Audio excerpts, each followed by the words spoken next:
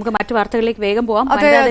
ഒരുപാടുണ്ട്. അതെ, കൊല്ലത്ത് CPM സംസ്ഥാന സമ്മേളനം നടക്കുമ്പോൾ രാഷ്ട്രീയ കേരളം മുഴുവൻ അങ്ങോട്ട് ഉറ്റുനോക്കിയാണ്. പ്രത്യേകിച്ച് നവകേരളത്തിനുള്ള പുതുവഴികൾ, ആ വികസന രേഖ ഇന്ന് CPM സംസ്ഥാന സമ്മേളനം ചർച്ച ചെയ്യുകയാണ്. പൊതുമേഖലാ സ്ഥാപനങ്ങളിൽ സ്വകാര്യ പങ്കാളിത്തത്തോടുള്ള നടത്തിപ്പ് ഉൾപ്പെടെ നയമാറ്റ സൂചനകൾ വളരെ വ്യക്തമായിട്ട് രേഖയിൽ ഉൾപ്പെട്ടിട്ടുണ്ട് എന്നാണ് പറയുന്നത്. ഇന്ന് സംസ്ഥാന സെക്രട്ടറി MV ഗോവിന്ദൻ റിപ്പോർട്ടിലെ ചർച്ചയ്ക്ക് മറുപടി പറയും. നാളെ സംസ്ഥാന സമിതി തെരഞ്ഞെടുപ്പ് നടക്കുകയും ചെയ്യും. VV അരുണാണ് വിവരങ്ങളുമായി കൊല്ലത്ത് നിന്ന് ചേരുന്ന. അരുൺ, ഒരുപക്ഷെ CPM-ന്റെ ഈ യാത്രയിലെ തന്നെ വളരെ പ്രധാനപ്പെട്ട ഒരു സ്റ്റെപ്പിംഗ് സ്റ്റോൺ ആയിരിക്കും ഇന്ന് വികസനത്തിലേക്ക് ഉള്ള ഏറ്റവും പെട്ടെന്നുള്ള വഴി എന്ന നിലയ്ക്ക്. എങ്ങനെയായിരിക്കും ഇന്നത്തെ ചർച്ചകൾ?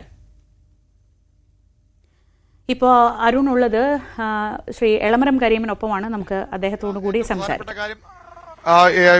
വികസന രേഖയുടെ കാര്യമാണ് നമ്മുടെ ഇളമരം കരീം സംസാരിക്കുകയാണ്.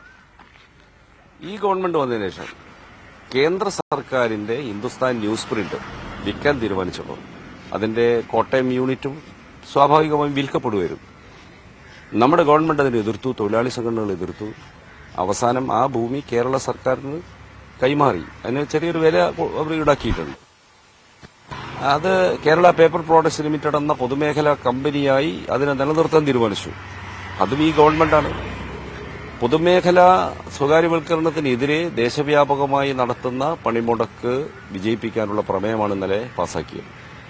നയത്തിൽ ഒരു മാറ്റമില്ല. അത് തന്നെ ഒരു വൈരുദ്ധ്യമല്ലേ? കാരണം ഒരു ഭാഗത്ത് രേഖയിൽ പറയുന്നു പൊതുമേഖലാ സ്ഥാപനങ്ങൾ നഷ്ടത്തിലായവ സ്വകാര്യ പങ്കാളിത്തോടുകൂടി മെച്ചപ്പെടുത്താൻ ശ്രമിക്കണം. അതേ സ്ഥലത്ത് തന്നെയാണ് സർക്കാർ ഏറ്റെടുക്കണമെന്ന് പറയുന്നത്. അതായത് നഷ്ടത്തിലായ കമ്പനികൾ സ്വകാര്യ പങ്കാളിത്തം ഉണ്ടാക്കുക എന്നുള്ള ഒരു ആലോചന നടന്നിട്ടേയില്ല. അങ്ങനെ നഷ്ടം ലാഭം നോക്കിയിട്ടല്ല. ദീർഘകാലമായി അടഞ്ഞുകിടക്കുന്ന ചില സ്ഥാപനങ്ങളുണ്ട്. അത് പുനരുദ്ധരിക്കാൻ പോലും കഴിയാത്ത വിധത്തിൽ അതിന്റെ യന്ത്രസാമഗ്രികളൊക്കെ തകർന്നുപോയിട്ടുണ്ടാവും, സാങ്കേതികവിദ്യ ഒബ്സലൈറ്റ് ആയിട്ടുണ്ടാവും. ആ ഭൂമി എന്താവശ്യത്തിന് ഉപയോഗിക്കാം, എങ്ങനെയാണ് അവിടെ പുതിയ സാധ്യത ഉപയോഗിക്കാൻ സാധിക്കുക, ഇതാണ് ആലോചിച്ചത്. ഭൂമിയാണ് ഭൂമി, അല്ലാതെ ആ യന്ത്രങ്ങൾ ആർക്ക് വേണം? ഉദാഹരണത്തിന് കേരള സോപ്സ് ആൻഡ് ഓയിൽസ് എന്റെ കാലത്താണ് പുനരുദ്ധരിച്ചത്. പക്ഷെ പഴയ കമ്പനി പുനരുദ്ധരിച്ചല്ല. പഴയ കമ്പനി പഴയ യന്ത്രങ്ങളൊന്നും ഉപയോഗിക്കാൻ പറ്റുമായിരുന്നില്ല. പുതിയൊരു സ്ഥാപനം ഉണ്ടാക്കി. അതിന് പണം കണ്ടെത്താൻ വേണ്ടി ആ സ്ഥലം, അതിന്റെ കുറച്ചു ഭാഗം അന്ന് ടൂറിസം ഡിപ്പാർട്ട്മെന്റ് കീഴിലുള്ള ഇൻസ്റ്റിറ്റ്യൂട്ടിന് കൈമാറി. ടെൽക്കില് ഞങ്ങള് NTPC-യുമായി ജോയിന്റ് വെഞ്ചർ ഉണ്ടാക്കിയാണ്. അന്ന് UPA ഗവൺമെന്റ് അതിനനുകൂല നിലപാടായിരുന്നു. അതിനാവശ്യമായ മൂലധന നിക്ഷേപം നടത്താൻ അല്ലെങ്കിൽ പണം കണ്ടെത്താൻ ഞങ്ങളുടെ ഒരു ഷെയർ കൊടുക്കണമായിരുന്നു NTPC-ക്ക്. അതിനുവേണ്ടി ടെൽക്കിന്റെ ഭൂമി ഒരു ഭാഗം KSIDC ഇൻഡസ്ട്രിയൽ പാർക്കാക്കി മാറ്റി. അത് ടെൽക്കല്ല, ഇപ്പോ സ്വകാര്യ സംരംഭകരാണ് ജോലി ചെയ്യുന്നത്. ഇതുപോലുള്ള പ്രായോഗികമായ കാര്യങ്ങൾ എക്കാലത്തും ചെയ്തിട്ടുണ്ട്.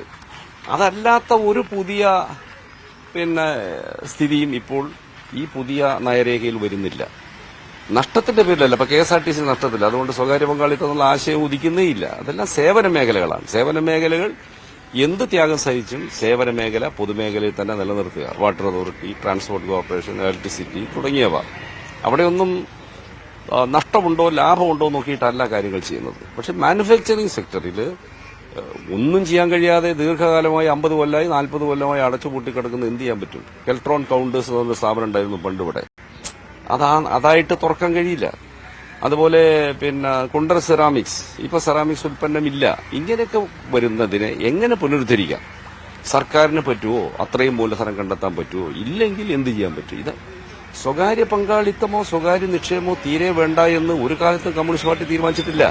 57-ലെ EMS ഗവൺമെന്റാണ് മാവൂരിൽ ബിർളയുടെ ഫാക്ടറി സ്ഥാപിക്കാൻ തീരുമാനിച്ചത്. അപ്പൊ സ്വകാര്യ നിക്ഷേപമേ വേണ്ടെന്നൊരു നിലപാട് ഒരിക്കലും എടുത്തിട്ടില്ല. അങ്ങനെ കേരളത്തെ മുന്നോട്ട് കൊണ്ടുപോകാൻ ആരും വിചാരിച്ചാലും കഴിയില്ല. ഈ പ്രതിപക്ഷമൊക്കെ വിമർശിക്കുന്നത് ഇടതുപക്ഷം CPM തീവ്ര വലതുപക്ഷമായി മാറി. അതിന്റെ തെളിവുകളാണ് ഇത്തരം. അത് അവർ എല്ലാ കാര്യത്തിലും ഇങ്ങനെ തന്നെയാണ് നിലപാടെടുക്കുന്നത്. എല്ലാ കാര്യത്തിലും LDF-നെ ആക്ഷേപിക്കുക എന്നുള്ളതിന്റെ ഭാഗമാണത്.